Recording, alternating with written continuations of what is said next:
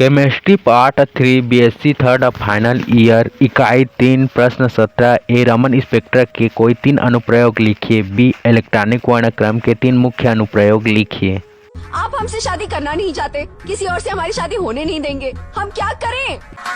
पढ़ाई करो, सिर्फ पढ़ाई।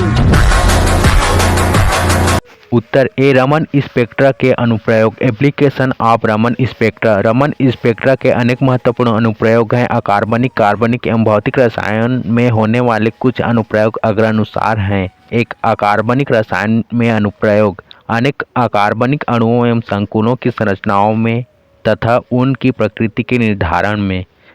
एक CO2 की संरचना। यदि CO2 अणु की संरचना रेखीय O bond C bond O मानी गई है तो इसके लिए 2 मूल रेखाएं ν2 एवं ν3 अवरक्त वर्णक्रम में एवं एक रेखा ν1 रमन स्पेक्ट्रम में प्राप्त होनी चाहिए।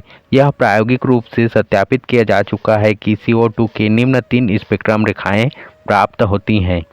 µ1 इक्वल 1340 सेंटीमीटर घात -1, ν2 इक्वल 667 सेंटीमीटर घात -1 एवं ν3 इक्वल 2349 सेंटीमीटर घात -1। अतः CO2 की संरचना रेखीय ही होनी चाहिए। 2 जल की संरचना। यदि जल की संरचना कोणीय बेंट हो तो इसके IR एवं रमन स्पेक्ट्रा के लिए ν1 ν2 एवं ν3 कंपन की 3 विधाएं प्राप्त होनी चाहिए जिसकी पुष्टि रमन स्पेक्ट्रम से होती है। अतः जल की संरचना कोणीय बेंट होनी चाहिए। 3 बंधों की प्रकृति के निर्धारण में जब चतुष्फलकीय संकुल Ml4 या अष्टफलकीय संकुल Ml6 का IR स्पेक्ट्रा लिया जाता है तो इसमें कोई बैंड प्राप्त नहीं होता क्योंकि कंपन के दौरान केवल बंध लंबाई में परिवर्तन होता है जबकि रमन स्पेक्ट्रा में प्रबल रेखाएं प्राप्त होती हैं।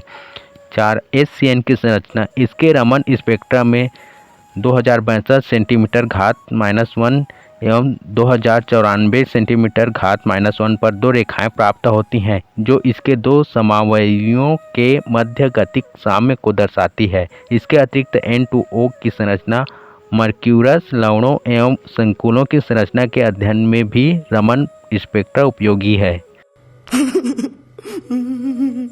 2 कार्बनिक रसायन में अनुप्रयोग। रमन स्पेक्ट्रा एक आणविक स्पेक्ट्रा है अतः यह अनेक कार्बनिक यौगिकों की संरचना के निर्धारण में उपयोगी है क्योंकि कार्बनिक यौगिक में उपस्थित प्रत्येक समूह की अभिलाक्षणिक आवृत्ति होती है। रमन स्पेक्ट्रा का उपयोग निम्न तथ्यों की जानकारी के लिए किया जाता है।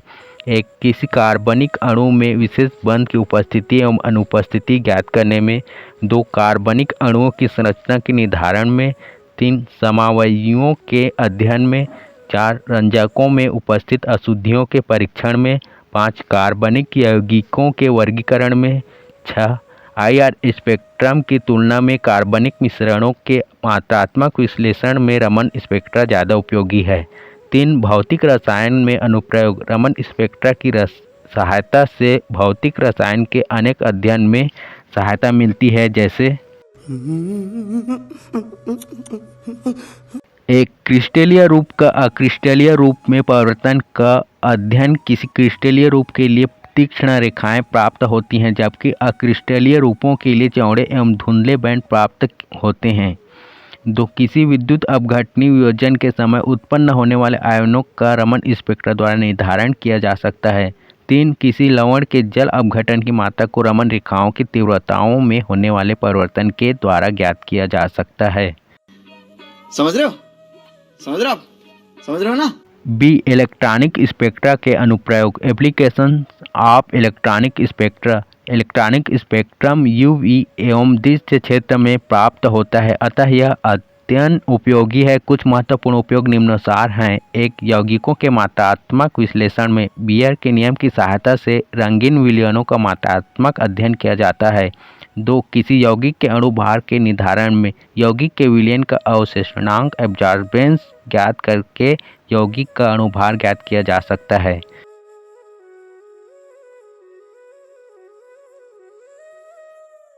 3. संकुलों के मोलर संगठन का निर्धारण। जाप की विधि मोल अनुपात विधि एवं अनुपात प्रवणता विधि की सहायता से संकुलों के संगठनों का निर्धारण किया जा सकता है।